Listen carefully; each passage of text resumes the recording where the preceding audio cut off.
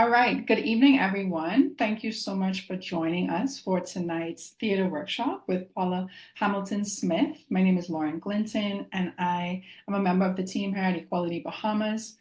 I'm really glad to have Paula with us tonight. We are on day 9 of our 16 days campaign. This is a campaign that we organize every year, and we look forward to it. It's part of a global 16 days campaign of activism against gender-based violence.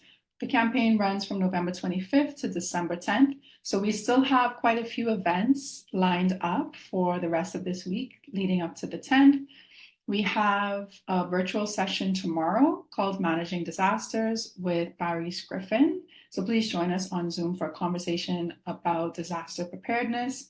On Thursday, we also have a virtual session with Taitu Heron, who is a social scientist and researcher, and she will be joining us to talk about femicide in the Caribbean. She's recently done some research on femicide in the Bahamas, Barbados, and Jamaica.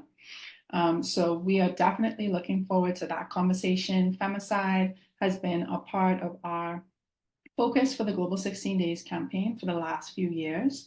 And we always return to it because femicide has yet to be named and counted as femicide here in the Bahamas. So it's really important for us to continue that conversation. So that'll be on Zoom as well on Thursday. And then we have some in-person events happening on Saturday and Monday, and then also on the 10th, on Tuesday. So please check out the full lineup of events at tiny.cc/16days24.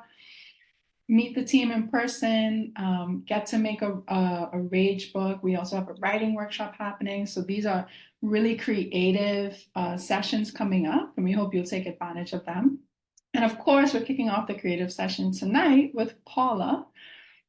So one of the reasons we wanted to organize this session is because it can be really heavy and difficult to talk about these topics. Gender-based violence is something that can be perpetuated on an individual level, but also on a systemic level as state violence. And sometimes we don't always recognize it as such, but this is one of the things that we always try to highlight. And so our theme for this year is actually rage and anti-resilience, and thinking about how we can reframe resilience as an individual tool or characteristic, and really making it a systemic solution to a lot of the challenges that come up for women, for LGBTQIA+ folks, for other vulnerable, marginalized groups. So we've talked a lot about resilient systems. We had a conversation yesterday with Marian Bethel about leveraging CEDAW, the Convention on Elimination of Discrimination Against Women, for resilient systems. And she chatted quite a bit about the need for states to do the work to eliminate gender-based stereotypes in schools, in churches, in a lot of the social spaces that children are brought up in. We also talked a little bit about how, we can take our rage and channel it into activism. So we had a session around that last week, Tuesday. And so it's very fitting that we have Paula here, because just a week later, we talked about rage in terms of how we experience it. And I think tonight we can, continue that conversation and also find ways to express it. So Paula, thank you so much for joining us. Can you please just begin with an introduction? And thank you so much for joining us from Trinidad and Tobago. Okay, thank you so much for that introduction and for kind of setting me up in the context of where we are and what we're talking about. So hi everyone, I'm Paula. I'm a theater teacher for the past 20 years. I'm also a working actress in Trinidad, and theater is my passion, and I'm happy to use my knowledge of theater for something as meaningful as this. So I tell my students that if you can't feel, you can't act, right? So theater is about the business of understanding your emotions, and every emotion you have has a a message, it signals something. And anger, rage especially, happens when your boundaries are crossed. Okay, so I'm going to repeat that so that y'all can think about it if you've never heard that before. That anger, like rage, usually happens. You really get that building to rage when someone is crossing your boundary. Someone is preventing you from doing something you want to do, doing something that you believe is against your value system. That's generally when the rage starts. So understanding that anger is very, very important. And as we go through today, part of why it's kind of important that we don't have everything here going live. I'm going to ask you all to be a little vulnerable today. We're going to share a little bit, but of course, only as far as you are comfortable, because I am talking about, maintaining boundaries. So, only as far as you are comfortable.